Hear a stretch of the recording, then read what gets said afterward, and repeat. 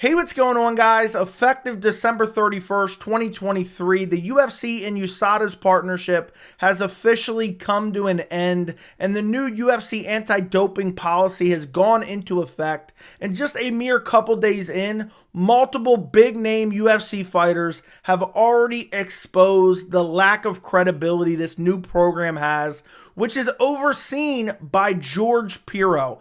And when I researched this video, and when I researched in particular George Piro, I could not believe my eyes. There is multiple massive conflicts of interest that should be front page news on every MMA media website, but it's not, because they're UFC shills, they're Dana White sycophants, they don't want to rock the boat.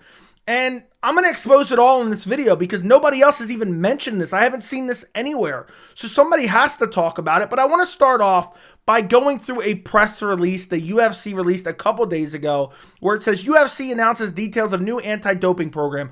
And essentially this is just a couple bullet points explaining very briefly the new anti-doping program. And this new policy takes effect December 31st, which is very notable if you know my take on Conor McGregor, but we'll talk about that a little bit more later in the video.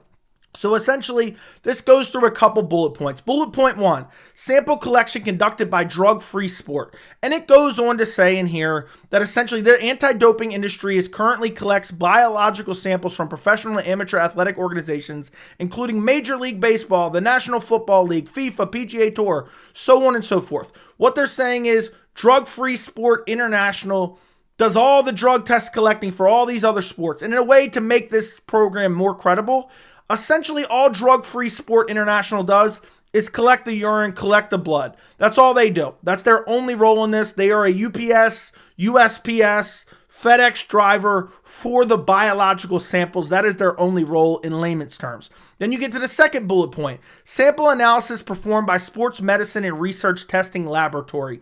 Essentially, this is just talking about the lab that will be testing the biological matter, whether it be the urine or the blood, and that it's a WADA accredited lab. So no problem with that. That's not really a conflict of interest. But then you get to the third and most important bullet point: administration and sanctioning overseen independently by CSAD George Piro.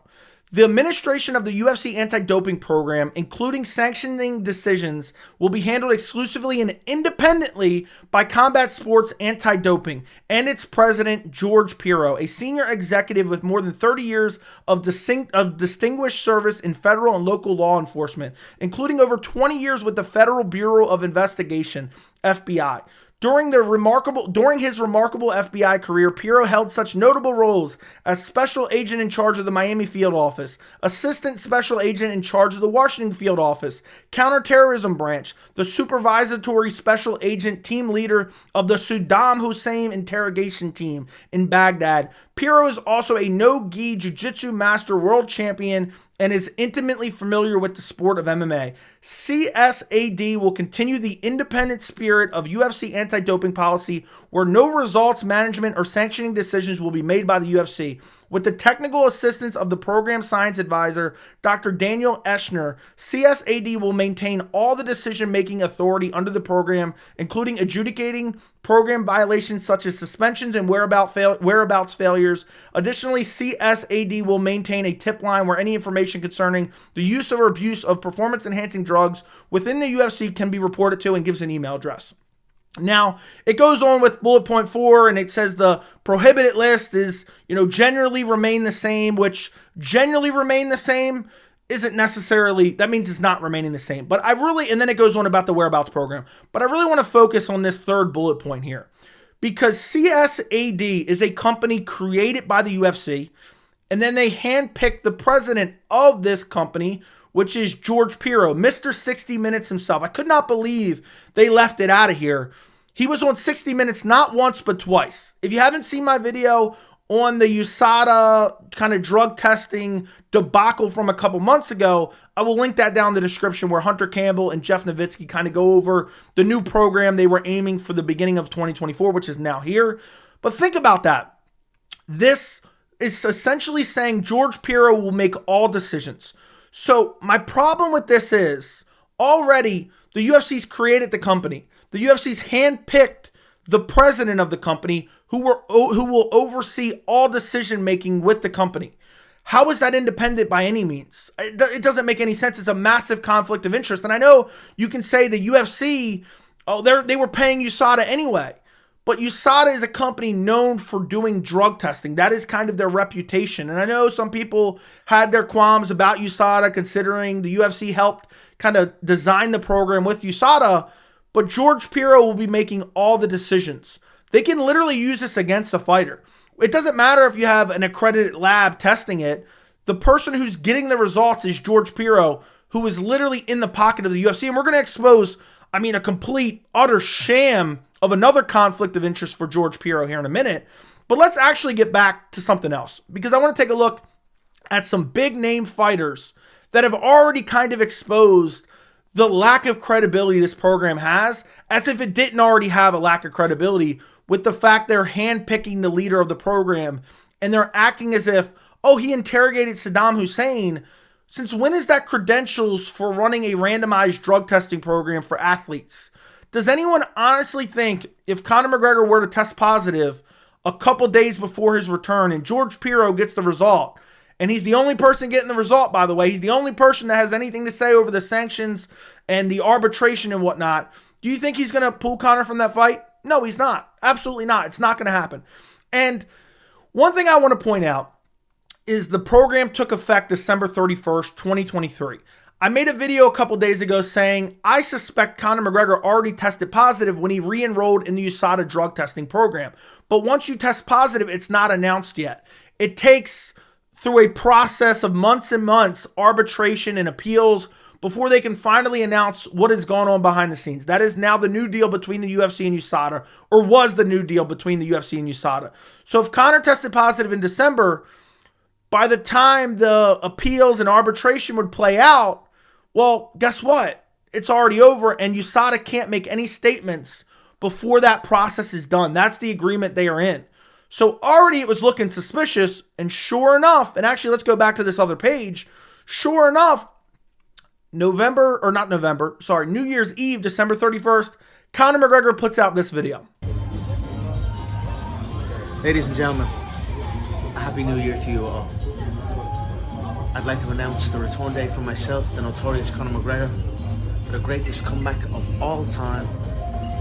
It will take place in Las Vegas for International Fight Week on June the 29th. Come a little closer. And the opponent, Michael Chandler. And the weight, Mr. Chandler, 185 pounds. All right, so there you go. Let's get off of that now. So the day the USADA policy ends, just like I suspected, Conor McGregor announces his fight. Now, whether that ultimately ends up happening and it's Michael Chandler, it's 185, I don't know. But Conor effectively announces his return. And if he did that and there was something going on behind the scenes, USADA would have had the right to comment on it now. That's the way the new rule change happened back in 2018. But since the policy is now over, they have no rights to say anything. The UFC can say, we'll take it from here. Well, Joey, maybe that's just one example, and Conor McGregor, he broke his leg, and I've seen people saying, oh, he was using that to recover. If you go back to the press conference with Hunter Campbell and Jeff Nowitzki, essentially they said, we are parting ways with USADA because we don't like how strict they are, and they don't bend the rules for us.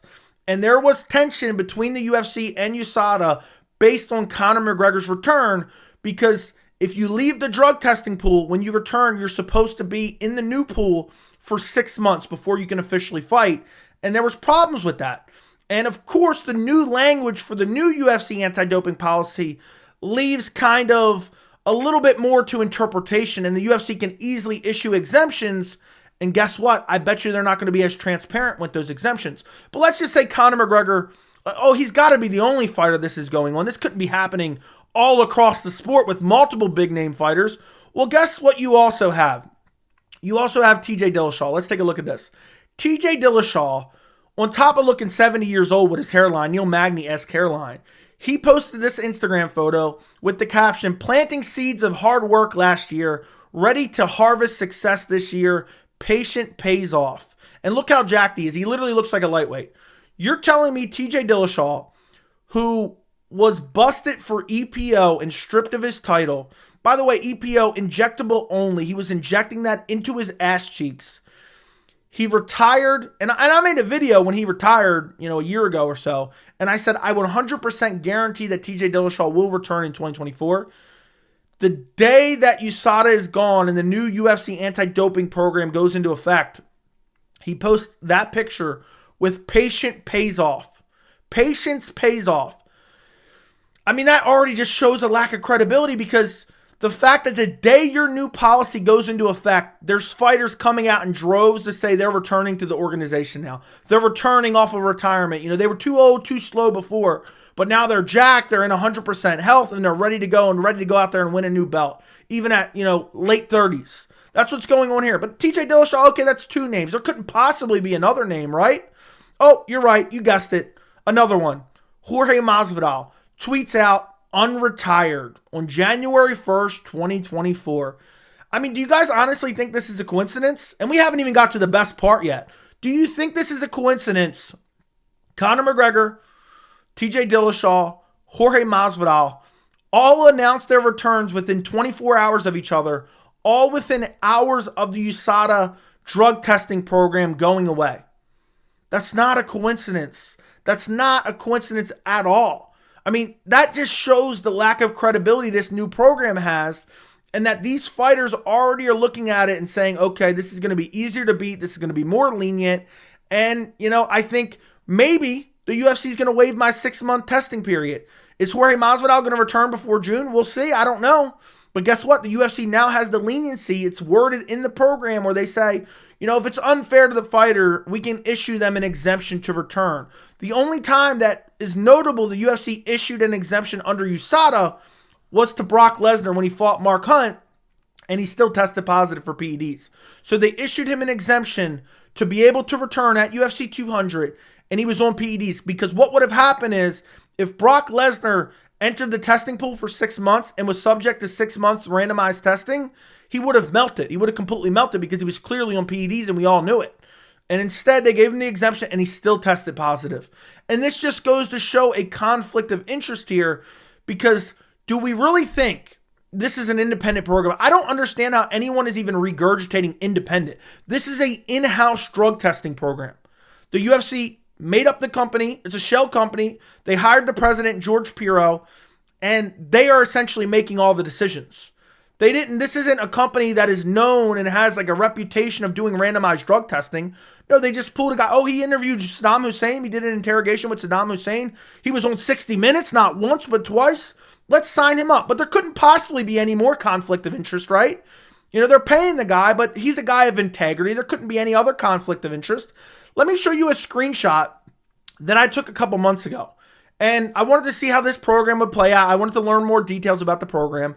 But this screenshot is different from what I'm going to show you live here in a second. This is George Piro's Instagram. If you take a look at his name on Instagram, it's George Piro _ATT. Well, that is awfully funny. George Piro _ATT. And if you look at his, Instagram preview here, there's pictures of him training at American Top Team. Well, that's awfully funny. Isn't that a conflict of interest as well? But he took down his Instagram for a period of time. I think he deactivated it or made it private. But it's since been returned to what it once was. And now we can find it again. Let me take this away. If you go down, let's take a look at his Instagram now. This is his Instagram as of today. You notice he changed the name of his Instagram handle. It's now George Piro _BJJ. Well, let's take a look. It has some of the same pictures that were there. He hasn't uploaded a lot of pictures since then. But this is a massive conflict of interest. Look, here he is hanging out with Arman Tsarukyan. Tough roll today with Arman, but a lot of fun. That was 17 weeks ago. You look through his pictures, look, he's hanging out with Alexandre Pantoja, champion. And I understand they're going to meet fighters, but congrats, champ. Amazing fight. Here he is posing. He's got his fist in the air, ready to go. You scroll down and you look.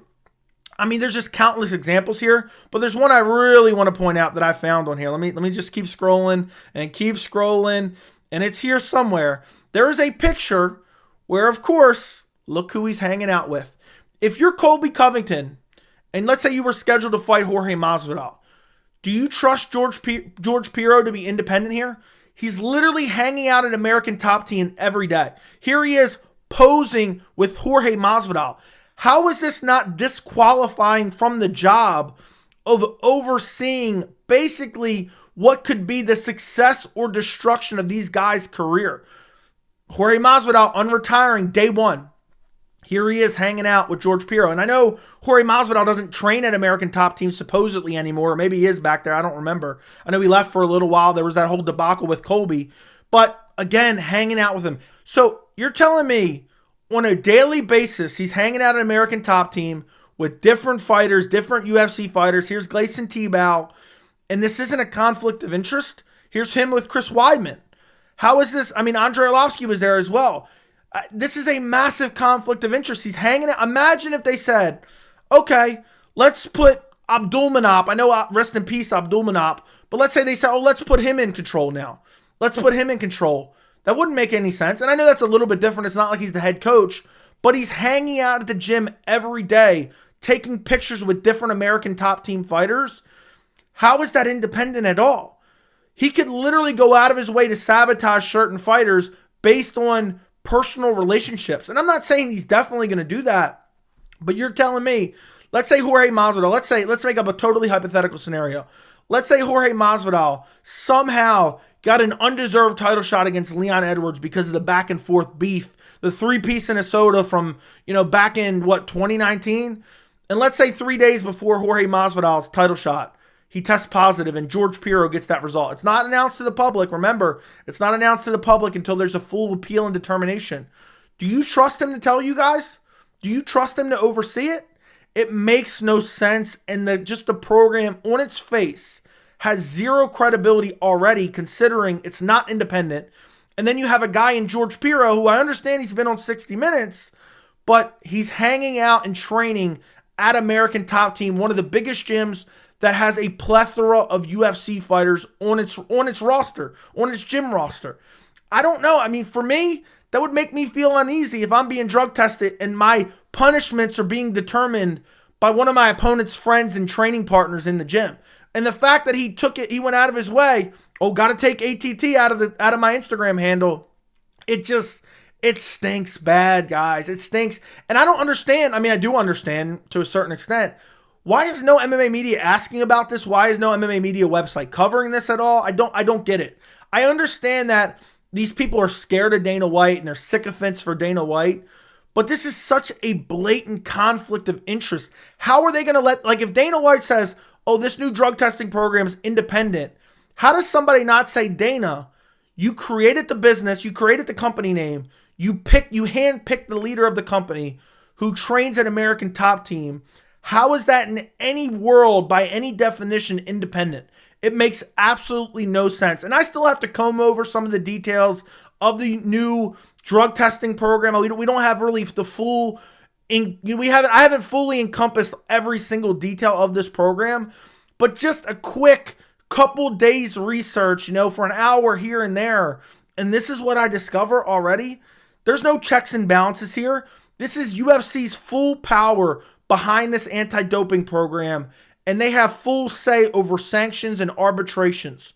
That is ridiculous. And on top of that, George Piro hangs out at American Top Team on a regular basis. If that isn't a bias, if that isn't a conflict of interest, I don't know what it is. And I can't believe nobody's pointing it out, so I had to point it out in this video. Let me know what you guys think down in the comments. Don't forget to like the video. Don't forget to subscribe to the channel, and thank you so much for watching.